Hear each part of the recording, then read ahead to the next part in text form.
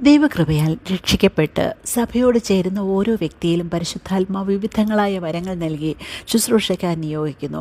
എന്നാൽ ഈ വരങ്ങൾ ദൈവഹിതപ്രകാരം ഉപയോഗിച്ചുകൊണ്ട് കർത്താവിന് അനുരൂപരായ വിശുദ്ധിയിൽ വളരുന്നതിനും സഭയായി ആത്മീയ വളർച്ച പ്രാപിക്കുന്നതിനും മറ്റനേകരെ രക്ഷയുടെ അനുഭവത്തിലേക്ക് നയിക്കുന്നതിനുമാണ് നൽകപ്പെട്ടിരിക്കുന്നത്. എന്നാൽ ക്രിസ്തുവിൻ്റെ അനുയായികളെന്ന് അവകാശപ്പെടുന്നവരെല്ലാം ഈ ഒരു അനുഭവത്തിലാണോ എന്ന് പരിശോധിക്കേണ്ടിയിരിക്കുന്നു. ഒരു വ്യക്തി യഥാർത്ഥമായും ദൈവവൈതലാണോ എന്ന് തിരിച്ചറിയുന്നത് അവരുടെ ഫലങ്ങളാൽ ആണ് എന്ന് കർത്താവിൻ്റെ വാക്കുകൾ വ്യക്തമാക്കുന്നു. ഇങ്ങനെയാണ് പറയുന്നത്: അവരുടെ ഫലങ്ങളാൽ നിങ്ങൾക്ക് അവരെ തിരിച്ചറിയാം. മുള്ളുകളിൽ നിന്ന് മുന്തിരിപ്പഴവും ഞെരിഞ്ഞിലുകളിൽ നിന്ന് അത്തിപ്പഴവും പറിക്കുമാറുണ്ടോ? നല്ല വൃക്ഷമൊക്കെ നല്ല ഫലം കായ്ക്കുന്നു, ആകാത്ത വൃക്ഷമോ ആകാത്ത ഫലം കായ്ക്കുന്നു. നല്ല വൃക്ഷത്തിന് ആകാത്ത ഫലവും ആകാത്ത വൃക്ഷത്തിന് നല്ല ഫലവും കായ്പാൻ കഴിയുകയില്ല. നല്ല ഫലം കായ്ക്കാത്ത വൃക്ഷമൊക്കെ വെട്ടി തീയിലിട്ട് കളയുന്നു. ആകയാൽ അവരുടെ ഫലത്താൽ നിങ്ങൾക്ക് അവരെ തിരിച്ചറിയാം. കർത്താവിന് വഴിയൊരുക്കുവാൻ വന്ന യോഹന്നാൻ സ്നാപകൻ ശക്തമായ താക്കീത് ഇങ്ങനെ നൽകുന്നു: മാനസാന്തരത്തിന് യോഗ്യമായ ഫലം കായ്പീൻ. ഇപ്പോൾ തന്നെ വൃക്ഷങ്ങളുടെ ചുവട്ടിന് കോടാലി വെച്ചിരിക്കുന്നു. നല്ല ഫലം കായ്ക്കാത്ത വൃക്ഷമെല്ലാം വെട്ടി തീയിലിട്ട് കളയുന്നു. പ്രിയമുള്ളവരെ, അപ്പോൾ ക്രിസ്തീയ ജീവിതം ഒരിക്കലും വെറും ആചാരവും അനുഷ്ഠാനവും അല്ല. ദൈവവചനപ്രകാരം ചിട്ടപ്പെടുത്തേണ്ട ഒരു പ്രത്യേക ജീവിത ശൈലിയാണത്.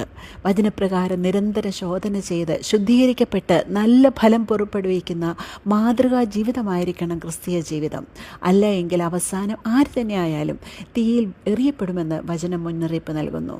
കർത്താവിൻ്റെ ഇതിലേറെ നടക്കുന്ന ഏറ്റവും ശ്രദ്ധേയമായ ഒരു പ്രസ്താവന നാം ഇങ്ങനെ കാണുന്നു. അന്ത്യന്യായവിധിയിൽ തള്ളപ്പെടുന്ന ഒരു കൂട്ടം മനുഷ്യരുടെ നിലവിളിയാണിത്.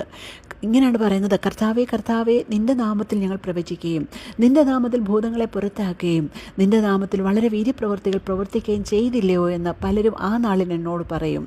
അന്ന് ഞാൻ അവരോട്: ഞാൻ ഒരു നാൾ നിങ്ങളെ അറിഞ്ഞിട്ടില്ല, അധർമ്മം പ്രവർത്തിക്കുന്നവരെ എന്നെ വിട്ടുപോകുവിനെന്ന് തീർത്ത് പറയും. കൃപാവരങ്ങളിൽ നിറയപ്പെട്ട ഒരു വ്യക്തിയിൽ എപ്പോഴും ക്രിസ്തുവാണ് പ്രകാശിക്കേണ്ടത്. എന്നാൽ ദൈവാത്മാവിന് കീഴ്പ്പെടാതെ സ്വന്തം ഇഷ്ടപ്രകാരം ദൈവം നൽകിയ വരങ്ങളെ വ്യാപാരം ചെയ്യുന്നവർ ക്രിസ്തുവിൽ നിന്ന് അകന്നുള്ളൊരു ജീവിതമാണ് നയിക്കുന്നത്.